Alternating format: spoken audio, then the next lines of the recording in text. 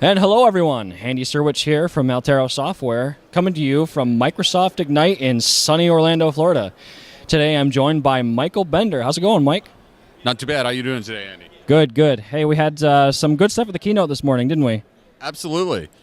Just some amazing stuff coming down the road. The Microsoft 365 stuff looks fantastic. They kind of lost me at the end when they started getting into the quantum computing. There were really too many $1 words there, and I didn't pay a lot of attention in physics class. So, the stuff that this is going to be able to do that, and AI is, just some amazing stuff that's happening in technology these days.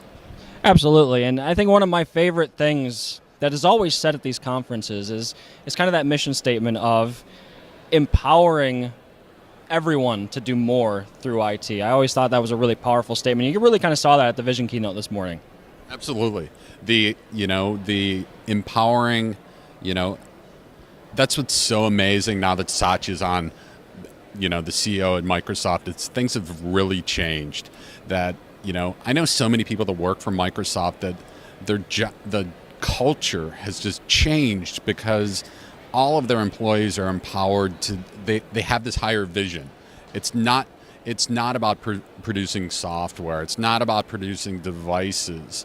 It's about changing the world, about making products that people can do better things with, whether it be solve environmental problems or cure diseases or secure your banking. But the things that they're doing to just make life better for everyone, it's just really cool to see. Yeah, absolutely. It's fantastic stuff to see, and it's going to be nice rewatching some of that stuff as well. So, well, hey, before we get too much further here, so the thing that I want to talk about today with you is the importance of community, which kind of ties into that whole empowerment angle as well, right? But first off, let's give everybody a quick description of who you are and kind of what your place in the IT industry is. Okay. My name's Michael Bender. I'm a college instructor in Madison, Wisconsin at Madison Area Technical College. I'm also an author at pluralsight.com. I've done some videos on Windows Server, PowerShell. I also run a user group called The Crew. We primarily get together at Microsoft Ignite, Tech Ed previously. It's been around for about 10 years. We've got a really robust community on our Facebook group. And it's kind of like my side passion, just because, community is just so really important in IT these days, is that, we saw what Microsoft's doing to empower employees and empower people to do better things. That kind of what I see what our group doing, and the reason I really kind of have evolved this group, because it just started as a handful of people looking for other people to engage with at a huge conference, is a way to empower people to go and find others that can help them. So on a day-to-day basis, I see these group of IT professionals from around the world that have problems, and then other people jumping in to help solve their problems.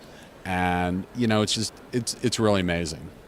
Yeah, absolutely. And I mean, a little bit of a personal story from my end. My first visit to this event was back when it was still called Tech Ed, but it was New Orleans, 2013. Absolutely. And when I showed up, I didn't know anyone. I didn't know anyone from Microsoft. I didn't know anyone at the Crew. So I really didn't have any idea what to expect. So, I was on Twitter and I heard about this thing called the Crew. So I'm like, what's this all about, And ended up getting a ticket to the meet and greet that we do every Sunday before Ignite. And I mean, the rest is history. I've met some amazing people in this group that I would never have met otherwise. Coming into that event, I really had an apprehension about the sense of community at a big IT show like this, and the Crew diffused all of that for me. And then not just the Crew, but the greater Microsoft community as a whole, the people from Microsoft, the people from the product groups. It's just a really embracing community is how I guess I would put it. And kind of a question I have always wondered about being a member of the Crew is, if you go all the way back to the beginning, What was your main reason for starting the group? Did you see kind of a lack of engagement in the community? Did you see kind of a hole to fill there from a perspective of helping each other? I just kind of curious what the story there is. Well, I would like to take all the credit for having started the group. However, there's these two guys, Cliff and Brandon, that kind of started it, and it was started out as this kind of little community thing called Where's the Party? And it was designed as a way for people to get together at the conference, find where all the vendor events are and those sorts of things. And that rolled for a couple years, and then I started the Twitter account, and it kind of started as a way to, like you said, is for people to keep track of each other, where are you at, try to create a little bit of community in this big mass of humanity. Because I can remember coming to my first tech ed, it was actually here in '07, and I remember walking down the stairs in the expo hall and being like, really, oh my gosh, what have I got myself into? And I was telling the story to some people last night we were talking about, and I was talking about my first time here, and the first night, I didn't know anybody. I didn't know any of the events going on. I went back to my hotel room, hung out, I went by the pool. Then the next day I was in the conference hall talking with the people from TechNet magazine, and we were just chatting, and the woman was like, hey, what are you doing tonight? I'm like, I don't have any plan. She's like, well, take this band, and there's this party, and you go to it. So I show up at this party, and TechNet magazine, a long time ago, everybody was from New York. So I show up in sandals, shorts, t-shirt. Everybody is dressed New York. They've got the sport coats on, the shirts, the whole thing. But it was totally cool because everybody was relaxed, and everybody was all about, hey, talking to me and what do you do and all of that sort of stuff. And so it's just kind of grown as me and other people that are been around for the entire time. We always really trying to get the best words for it. The fact that people came out for us and helped us out, we always wanted to give that back to the community, and other people, new people coming in, want them to be able to have that experience as well and not be scared about this whole sea of humanity. So that's kind of what it's about, is about creating this community. And as a larger goal, it's beyond the conference. It's what we're doing, primarily in the Facebook group, is day to day we're connecting people and helping them to get out of their silo. Because a lot of the people that are in our group, they're the jack of all trades, master of none. They're one or two people on a team responsible for all of these stuff. They have, they're trying to roll something out, and they have no idea except for what the vendor is telling them about a product, and they might not be getting the right info, or they just might not be asking the right questions, where they can come into the group, and people are always willing to jump in and provide them help. And like lately, we've had a lot of questions. A lot of people are doing a lot of stuff with Azure AD, because it's such a huge thing with the Azure and Office 365 space, that there are a ton of questions for organizations that are either in a hybrid mode, or they're looking to move up to and try to fully utilize it. That it's been really great, because people have been asking a lot of questions, and we've got a lot of great guys in the group like Joey Snow and Mark Murrow and John Flores that are in there every day helping out these people. I mean, Mark works on the product team, and you can't even with professional services get access to the product team. Right. And the fact that they're able to do that on a day-to-day is pretty amazing. So, yeah, absolutely. I mean, that's one of the things that, like I said, it's just a very embracing community. And I think you said it at the get-together last night. It's like the best Rolodex in IT, right? I mean, that's like the perfect example of it, a perfect description of it. For those people who know what a Rolodex is. Right, exactly. I just dated myself by using the Rolodex, the analogy, but... Oh well, I think it still works. It's the best Outlook contact list. Maybe that's what we'll go with. Anyway, so obviously there's the people that come to the conferences. There's the people that join the group, that get involved. There's always the holdouts. You know, they're the guys that sit in their cubicles, or they sit in their server room and, well, I've got my server. I know how it works. I know how to take care of it. I know how to take care of my networking gear. Why do I really need to get involved in the community? What would you say to those people? You know, the biggest thing that I have to say is that you're not always, especially with how fast technology is moving, there is going to be a time in the near future where you will no longer be the smartest person in the room. And I like to say, I think the biggest thing about a community, entering any IT community, whether it's a crew, whether it's a local user group, whether it's, you know, any of these different communities, the tech communities from Microsoft Online, is get involved and network, because there's going to become a time when you're not going to be the smartest person in the room. And personally, I prefer being not the smartest person in the room, but I know where to find the smart people. And that really, that's a soft skill, and that's something in your toolbox that, you know, you can't buy that.